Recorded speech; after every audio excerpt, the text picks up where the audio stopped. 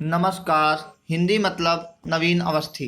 तो देखिए, आज हम कक्षा 12 में आप लोगों को भाग 3 पवन दूतिका का पढ़ाने जा रहे हैं और आज ये आखिरी भाग है।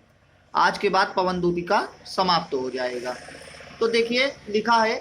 हाँ, एक चीज़ और मैं बताना चाहता हूँ कि आप लोग किताब से इन पदों का मिलान कर लीजिएगा। पद इधर उधर लिखे हुए हैं, उतने ही पद लिखे हुए हैं जितने इम्पॉर्टेंट हैं। तो आप लोग बहुत ही अच्छी तरीके से पढ़ने के बाद में आज इन सभी को समाप्त कर लीजिएगा। ठीक है। लिखने के बाद लिखा है, तू देखेगी जलद तन को जा वही तद्गता हो, होंगे लोने नयन उनके ज्योति उत्तीर्णकारी, मुद्रा होगी वर वदन की मूर्ति सी सौम्यता की, सीधे साधे वचन उनके सिक्त होंगे सुधा सी। तो अयोध्या सिंह उपाध्याय हरिओंन जी लिखते हैं कि पवन दूतिका राधा जी से का संवाद है। तो राधा जी पवन दूतिका से कहती हैं कि तू देखेगी, तू माने तू देखेगी माने देखेगी, जलद माने बादल और तन माने शरीर, को जा माने को जा करके, वही माने वही, तद्गता माने प्रसन्नता, होंगे लोने, लोने माने होता है सलोने और सलोने माने सुंदर, नयन माने नेत्र, ज्योति माने प्रकाश, उत्तीर्णकारी माने होता है जीवन देने वाला, मुद्रा माने मुद्रा यानी स्थिति, वर माने श्रेष्ठ, वदन माने, वदन माने शरीर नहीं, वदन माने मुख, मूर्ति माने मूर्ति, सौम्यता माने सुंदरता, सीधे साधे माने सीधे साधे, वचन माने बातें, सिक्त माने भीगी हुई होंगी या सींची गई होंगी, सुधा माने अमृत। तो आप देखते हैं इसकी व्याख्या क्या होगी। श्रीमती राधिका जी पवन दूतिका से कहती हैं कि हे पवन, जब तू मेरे श्री कृष्ण जी को देखेगी तो वह जलद तन अर्थात शरीर, तन माने शरीर और जलद माने बादल। तो एक चीज और प्रसन्नता माने तद्गता माने प्रसन्न। तो कहता है तू मेरे श्री कृष्ण जी को देख करके प्रसन्न हो जाएगी। लेकिन कैसे प्रसन्न हो जाएगी?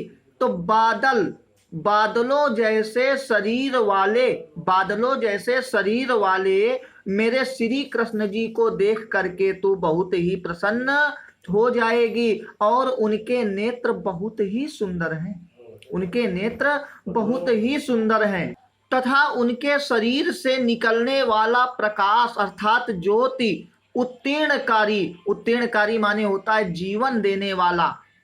तो कहता है उनके शरीर से निकलने वाला प्रकाश लोगों को जीवन देने वाला है। मुद्रा होगी वर वदन, कहता है उनके मुख की स्थिति बहुत ही श्रेष्ठ होगी, उनके मुख की स्थिति या उनके मुख की मुद्रा बहुत ही श्रेष्ठ होगी और किसी मूर्ति के समान वह सुंदर दिखाई देंगे, किसी मूर्ति के समान वह बहुत ही सुंदर दिखाई दे रहे होंगे। सीधे साधे वचन और उनकी सीधी साधी बातें, सीधी साधी बातें अमृत से भीगी हुई होंगी। अर्थात जब वह बोलेंगे तो ऐसा लगता है जैसे साक्षात उनकी बातों से अमृत निकल रहा हो। ठीक है।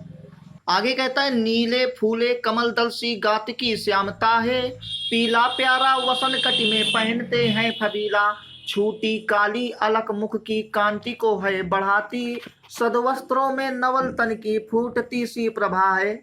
नीले माने नीले, फूले माने खिले हुए, कमल दल माने होता है कमल माने कमल, दल माने समूह, सी माने समान, गात माने शरीर, श्यामता माने श्याम रंग का, पीला प्यारा, पीला माने पीला, प्यारा माने प्यारा, वसन माने वस्त्र, कटि माने कमर और पहनते हैं, फबीला माने आकर्षक, छूटी काली, अलक माने बाल, अलक माने बालों की लटें, मुख की कांति को, कांति माने सुंदरता को बढ़ाती है, सद वस्त्रों माने सुंदर वस्त्रों से, नवल तन माने नए शरीर से, या नया शरीर होगा तो शरीर कैसा होगा? सुंदर होगा। फूटती सी प्रभा है, फूटती है, प्रभा माने प्रकाश। तो कहता है नीले खिले हुए कमल के समूह के समान ही, नीले खिले हुए कमल के समूह के समान ही उनका शरीर भी श्याम रंग का है। क्लियर? श्रीमती राधिका जी पवन दूतिका से कहती हैं कि नीले खिले हुए कमल के समूह के समान ही श्री कृष्ण जी का शरीर भी श्याम रंग का है।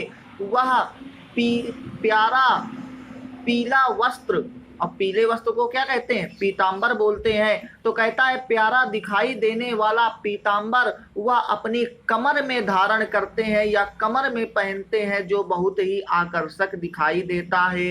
या आकर्षक दिखाई देने वाला प्यारा पीतांबर वह अपने कमर में धारण करते हैं। कहता है बालों की छूटी हुई काली लटें, बालों की छूटी हुई काली लटें उनके शरीर की सुंदरता को और अधिक बढ़ा देती हैं तथा उनके सुंदर वस्त्रों और सुंदर शरीर से एक प्रकाश निकलता हुआ दिखाई देता है।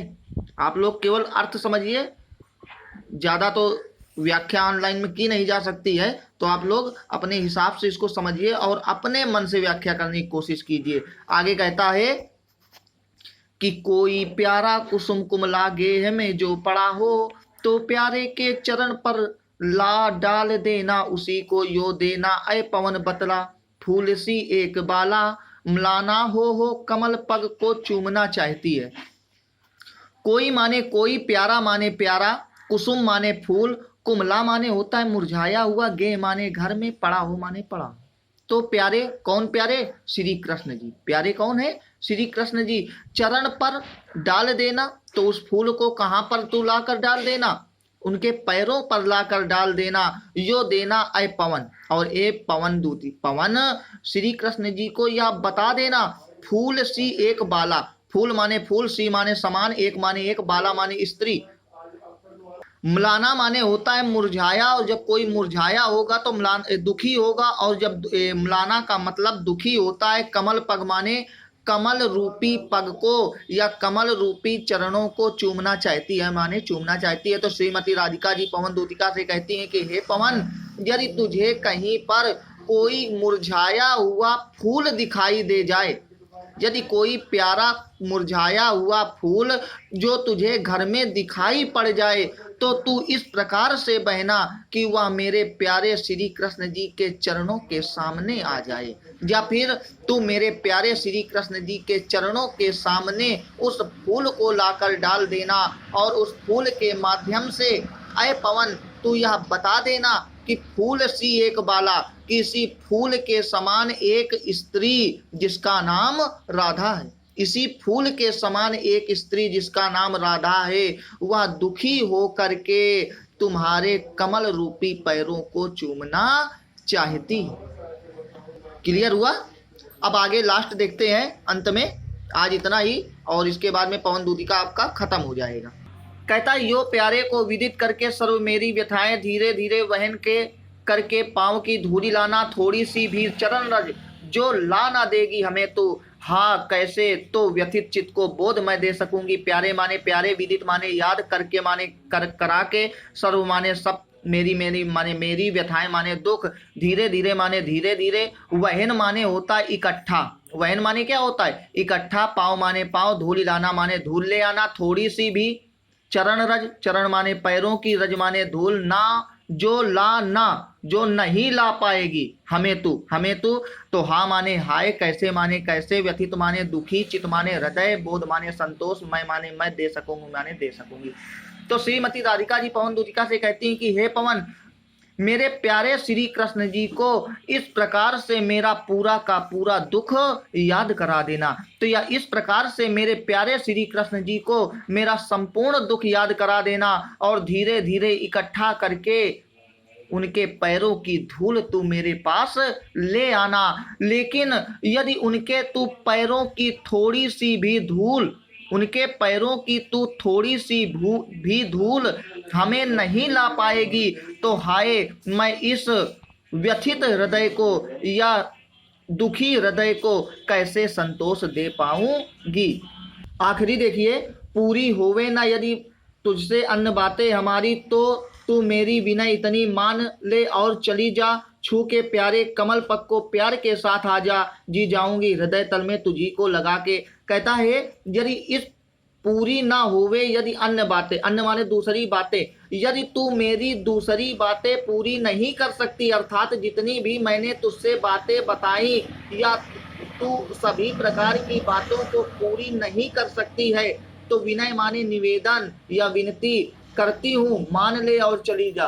तो मैं तुझसे बस एक विनती करती हूँ, तो उस विनती को मान ले और यहाँ से चली जा। और छू करके मेरे प्यारे कमल पग को और मेरे प्यारे श्री कृष्ण जी के कमल रूपी पैरों को छू करके बड़े ही प्यार के साथ वापस आ जा, तो जी जाऊंगी हृदय तल में तुझी को लगा के। तो मैं तुझको अपने गले से लगाकर या अपने हृदय से लगा करके पूरा जीवन व्यतीत कर दूंगी। बोलिए वृंदावन बिहारी लाल की जय। आज देखिए पवन दूतिका इतना ही है। और इसके बाद में इसमें एक आया है, शब्द आया है कमल पद। तो ये बहुत पूछा जाता है कि कमल पद में कौन सा समास है, तो कर्मधारय समास है, इस बात को याद रखना। बाकी आप वीडियो को देखिए, अच्छा लगे तो लाइक करें, सब्सक्राइब करें, अपने दोस्तों के साथ शेयर करें, और अगर अच्छा ना लगे तो डिसलाइक करना मत भूलिए। इन्हीं शब्दों के साथ आज के लिए इतना ही, और बाकी आप तो समझ ही गए होंगे हिंदी मतलब।